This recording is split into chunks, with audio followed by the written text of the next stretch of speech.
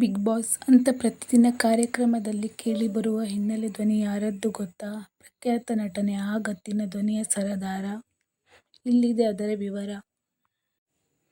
Kannada big boss ಸಖತ್ craze ಹುಟ್ಟುಹಾಕಿದೆ. ಈ ನಡುವೆ ಒಂದು ವಾರವೇ ಮುಕ್ತಾಯಗೊಂಡಿದ್ದು, ಮೊದಲ ಎಲಿಮಿನೇಷನ್ ಮೂಲಕ ಯಮುನಾ ಶ್ರೀನಿಧಿ ಅವರು ಬಿಗ್ ಬಾಸ್ ಮನೆಯಿಂದ ಹೊರ ನಡೆದಿದ್ದಾರೆ. ಇನ್ನೊಂದೆಡೆ ಮೊದಲ ಕ್ಯಾಪ್ಟನ್ ಆಗಿ ಹಂಸ ಆಯ್ಕೆಯಾಗಿದ್ದು, ಇವರ ಆಯ್ಕೆ ಅನುಸಾರ ಜಗದೀಶ್ ಅವರು ನರಕಕ್ಕೆ ಹೋದರೆ ರಂಜಿತ್ ಅವರು ಸ್ವರ್ಗಕ್ಕೆ ಎಂಟ್ರಿ ಕೊಟ್ಟಿದ್ದಾರೆ.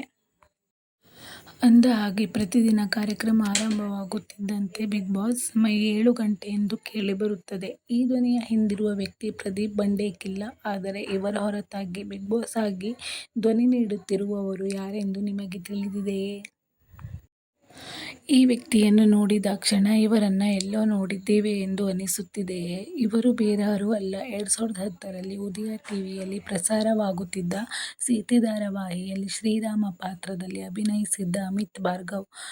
ಬೆಂಗಳೂರಿನವರೇ ಆದರೂ ಕನ್ನಡಕ್ಕಿಂತ ಹೆಚ್ಚಾಗಿ ತಮಿಳಿನಲ್ಲಿ ಗುರುತಿಸಿಕೊಂಡಿದ್ದಾರೆ. ಅಮಿತ್ ಭಾರ್ಗವ್ ಅವರು 2013ರಲ್ಲಿ ಎಟಿವಿ ಕನ್ನಡದಲ್ಲಿ ಪ್ರಸಾರವಾದ ಬಿಗ್ ಬಾಸ್ ಸೀಸನ್ 1 ಹಾಗೂ 2014ರಲ್ಲಿ ಏಷ್ಯಾನೆಟ್ ಸುವರ್ಣದಲ್ಲಿ ಪ್ರಸಾರವಾದ ಬಿಗ್ ಬಾಸ್ ಸೀಸನ್ 2ಕ್ಕೆ ಧ್ವನಿ ನೀಡಿದ್ದರು. ಬಿ. ಎಂ. ವೆಂಕಟೇಶ್ ಇವರ ಬಳಿಕ ಜೀ ಕನ್ನಡ ವಾಹಿನಿಯಲ್ಲಿ ಪ್ರಸಾರವಾಗುತ್ತಿದ್ದ ಜೊತೆ ಜೊತೆಯಲಿ ಧಾರಾವಾಹಿಯಲ್ಲಿ ಜೇಂಡೆ ಪಾತ್ರದಲ್ಲಿ ಬಣ್ಣ ಹಚ್ಚಿದ್ದ ಕನ್ನಡದ ಹೆಸರಾಂತ ನಟ B. M. Venkatesh big boss season 3ಕ್ಕೆ ಧ್ವನಿ ನೀಡಿದ್ದರು. ಬಡೇಕಿಲ್ಲ ಪ್ರದೀಪ್. ಇನ್ನು ನಟ, ಮಾಡೆಲ್, ಕಂಠದಾನ ಕಲಾವಿದ ಬಡೇಕಿಲ್ ಪ್ರದೀಪ್ ಅವರು ಇತ್ತೀಚಿನ ದಿನಗಳಲ್ಲಿ ಅನೇಕರಿಗೆ ಚಿರಪರಿಚಿತರಾಗಿದ್ದಾರೆ.